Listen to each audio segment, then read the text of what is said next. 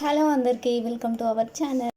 రీసెంట్గా అయితే మేము తిరుపతి వెళ్ళామండి. సో అక్కడ కొన్ని క్లిప్స్ అయితే తీసుకున్నాను, మీతో షేర్ చేసుకుందామని. ఈ వీడియోలో మేము దర్శనం ఏ విధంగా చేసుకున్నాము, ఎంత టైం పడింది, ఏ ట్రైన్ చేసుకొని వెళ్ళాము అండ్ తిరుపతిలో ఏ టెంపుల్స్ని దర్శించుకున్నాము అనేది పూర్తి ఇన్ఫర్మేషన్ అయితే ఉంటుంది. వీడియో మొత్తం స్కిప్ చేయకుండా ఎండింగ్ వరకు చూసేయండి. అండ్ ఈ సమ్మర్లో తిరుపతి వెళ్ళాలని చాలామంది అనుకుంటారు. సో ఈ పిల్లలకి హాలిడేస్ కాబట్టి చాలామంది వెళ్తారు. వాళ్ళ కోసం అయితే ఈ వీడియో చాలా యూజ్ అవుతుంది వాళ్ళకి. ఈ వీడియో ఎండింగ్ వరకు చూసేయండి, స్కిప్ చేయకుండా. లైక్, షేర్, కామెంట్ చేయండి. అండ్ వీడియో నచ్చినట్లయితే ప్లీజ్ సబ్స్క్రైబ్ చేసుకోండి మన ఛానల్ని. మేమైతే ఫస్ట్ అయితే జమ్మికొండ నుండి స్టార్ట్ అయినాం. తిరుపతి వెళ్ళడానికి అయితే మేము హంసఫల్ ట్రైన్ అయితే బుక్ చేసుకున్నామండి. మేము జమ్మికుంట నుండి స్టార్ట్ అయ్యి కాజీపేటకు వెళ్ళాము. కాజీపేటలో అయితే ట్రైన్ ఎక్కామండి. ట్రైన్ 5కి అయితే ఈవినింగ్ 5కి వచ్చింది. ఈవినింగ్ 5కి ట్రైన్ హంసఫల్ ట్రైన్ ఎక్కి తిరుపతికి వెళ్ళేసరికి మార్నింగ్ 7 అయితే అయిందండి. తిరుపతికి వచ్చేసరికి ఈ విధంగా వచ్చేసాం. వచ్చిన తర్వాత మేము కాజీపేటలో 5కి అయితే ట్రైన్ అయితే ఎక్కినాం. ఎక్కిన తర్వాత తిరుపతి స్టేషన్కి వెళ్ళేసరికి మార్నింగ్ 7కి అయితే తిరుపతి స్టేషన్లో దిగామండి. సో మొత్తం అయితే జర్నీ అయితే 16 అవర్స్ పట్టింది. ఈ ట్రైన్ జర్నీ అయితే ఈ విధంగా మేము వెళ్ళేసరికి 16 అవర్స్ జర్నీ అయితే పట్టింది. స్టేషన్కి వెళ్ళేసరికి తిరుపతి స్టేషన్కి వెళ్ళిన తర్వాత అక్కడ నుండి మేము కాలినడకన వెళ్ళడానికి ముందైతే విష్ణు నివాసానికి అయితే వెళ్ళి అక్కడ ఫ్రెష్ అయ్యి అక్కడ నుండి దాని ముందు ఆపోజిట్ లెఫ్ట్ సైడ్లో బస్ స్టాప్లో ఫ్రీ బస్సు సౌకర్యం అయితే ఉంది అక్కడ. సో అక్కడ బస్సు అయితే ఎక్కి అక్కడ నుండి అలిపిరి కాలినడకన దారికి అయితే వెళ్ళామండి. వెళ్ళి అక్కడ అలిపిరికి అయితే వెళ్ళిన తర్వాత అక్కడ లగేజ్ అంతా ఇచ్చేసి కౌంటర్లో అక్కడ నుండి అలిపిరిలో కాలినడకన అయితే స్టార్ట్ అయిన తర్వాత ఫస్ట్ అయితే ఈ విధంగా కొబ్బరికాయ, కుంకుమ, పసుపు వేసి మొక్కుకొని కాలినడక అయితే స్టార్ట్ చేసినామండి. ఈ విధంగా కాలినడకన వెళ్ళే భక్తులు అలిపిరి నుండి అయినా లేక శ్రీవారి పాదాల నుండి అయినా వెళ్ళొచ్చు అంట. సో ఈ అలిపిరి నుండి అయితే మొత్తం 7 కొండలు అయితే ఎక్కాలండి. అలిపిరి నుండి అయితే మొత్తం మెట్లు అయితే 3550 మెట్లు అయితే ఉంటాయి. అలిపిరి నుండి శ్రీవారి పాదాల నుండి అయితే సగం మెట్లు అయితే తక్కువ మెట్లు అయితే ఉంటాయంట. మేమైతే ఈ అలిపిరి నుండి అయితే స్టార్ట్ అయ్యి మెట్లు అయితే ఎక్కినాం. ఇక్కడ గోపురాలు అయితే 7 గోపురాలు అయితే ఉంటాయి. ప్రతి నడక దారికి ఈ విధంగా వాటర్ అవే ఉంటాయి. కూల్ డ్రింక్స్ కూడా చాలా ఉంటాయండి. ఈ విధంగా అన్ని స్నాక్స్ అయితే పెట్టారు. మధ్యలో మనం అలసిపోకుండా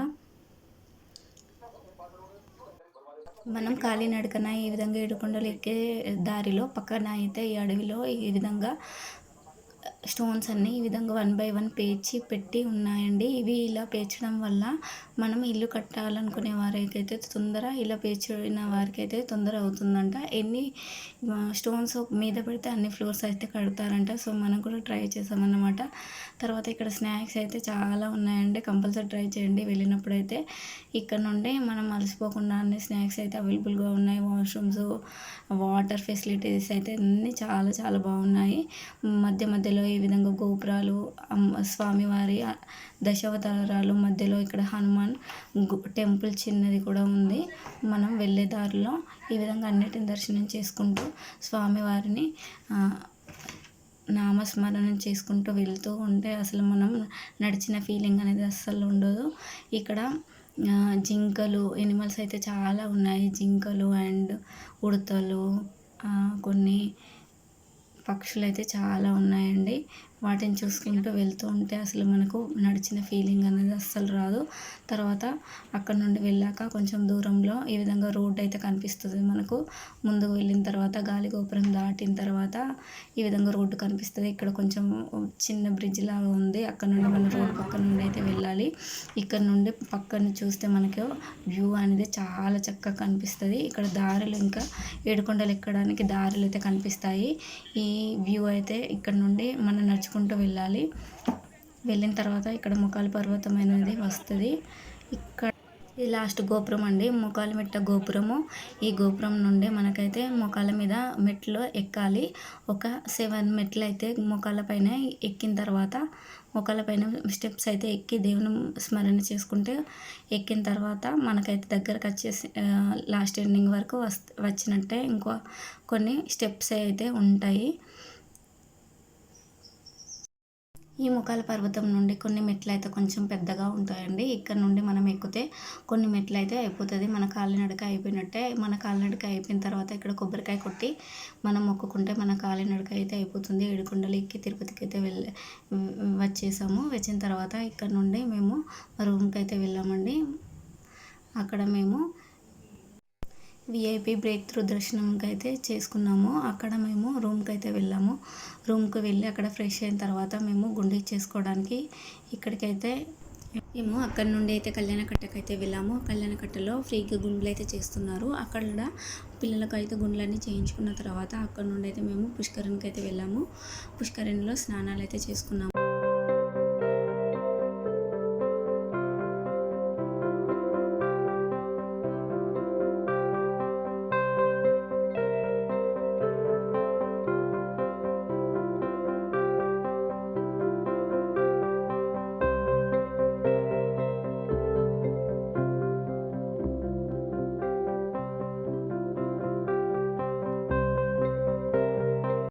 స్వామివారి టెంపుల్ ముందైతే పుష్కరిణి ఉంటుంది. ఈ కొలనులో అయితే స్నానాలు చేయించుకున్న తర్వాత వరాహస్వామి టెంపుల్ అయితే ఈ స్వామివారి మాడవీధుల్లో ఈ టెంపుల్ కూడా ఉంటుంది.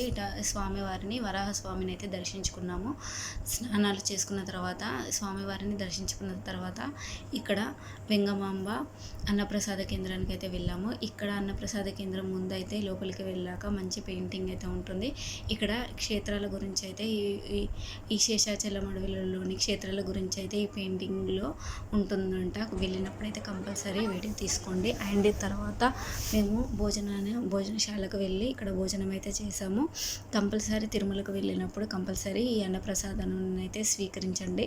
స్వీకరించిన తర్వాత భోజనం చేసిన తర్వాత మేమైతే రూమ్కి అయితే వెళ్ళాము. వెళ్ళిన తర్వాత నెక్స్ట్ డే అయితే మాకు దర్శనం టైమింగ్ అయితే 7:30కి మార్నింగ్ 7:30కి దర్శనము టైమింగ్ అయితే ఇచ్చారు. ఆ మార్నింగే మేము దర్శనానికి కోసం స్నానాలన్నీ చేసుకొని రెడీ అయ్యి దర్శనానికి అయితే వెళ్ళాము. విఐపి బ్రేక్ త్రూ దర్శనం అయితే చేసుకుని 10 వరకు మా దర్శనం అయితే అయిపోయింది. చేసుకున్న తర్వాత అక్కడ నుండి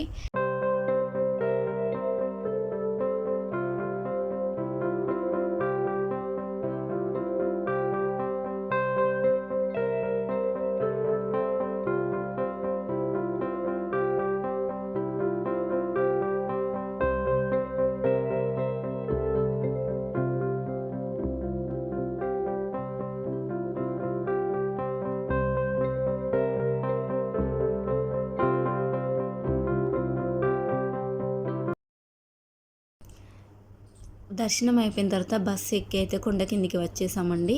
ఇక్కడ మేము విష్ణు నివాసంలో రూమ్ అయితే తీసుకున్నాము. రూమ్ తీసుకోవడానికి ఒక 5 hours అయితే టైం పట్టింది మాకు. రూమ్ తీసుకున్న తర్వాత నెక్స్ట్ డే మార్నింగ్ అయితే మేము కాణిపాక వరసిద్ధి వినాయక టెంపుల్కి అయితే వెళ్ళినాము. ఫస్ట్ అక్కడ నుండి మేము పద్మాక్షి అమ్మ టెంపుల్కి అయితే వెళ్ళి అమ్మవారిని దర్శనం చేసుకున్నాము. అక్కడ నుండి తర్వాత శ్రీకాళహస్తికి అయితే వెళ్ళామండి. ఈ విధంగా 3 టెంపుల్కి అయితే ఆ రోజు వెళ్ళాము.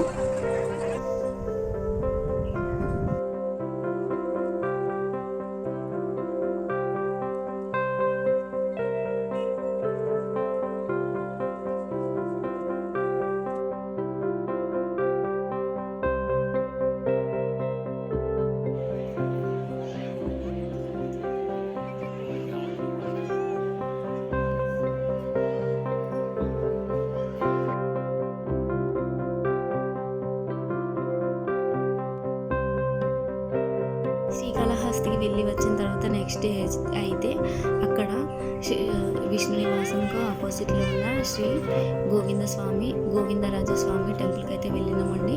ఈ టెంపుల్ అయితే చాలా పెద్దగా ఉంది. ఈ వెంకటేశ్వర స్వామి అన్నయ్య అయితే శ్రీ గోవిందరాజస్వామి అట. స్వామివారిని దర్శించుకున్న తర్వాత గోవిందరాజస్వామిని అయితే కంపల్సరీ దర్శించుకున్న తర్వాతనే ఇంటికి రావాలంట. సో ఇక్కడ మేము గోవిందరాజస్వామి టెంపుల్కి అయితే ఆ రోజు వెళ్ళి స్వామివారిని దర్శించుకున్నామండి.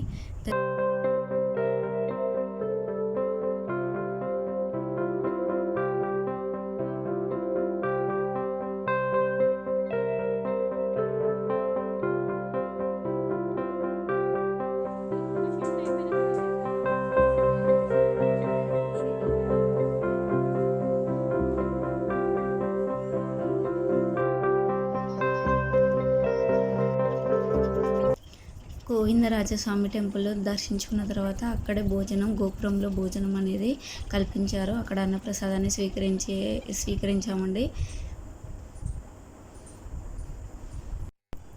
వీడియో నచ్చితే లైక్, షేర్, కామెంట్ చేయండి. ఇలాంటి ఇన్ఫర్మేటివ్ మోర్ వీడియోస్ కోసం మన ఛానల్ అయితే సబ్స్క్రైబ్ చేసుకోండి. Thanks for watching.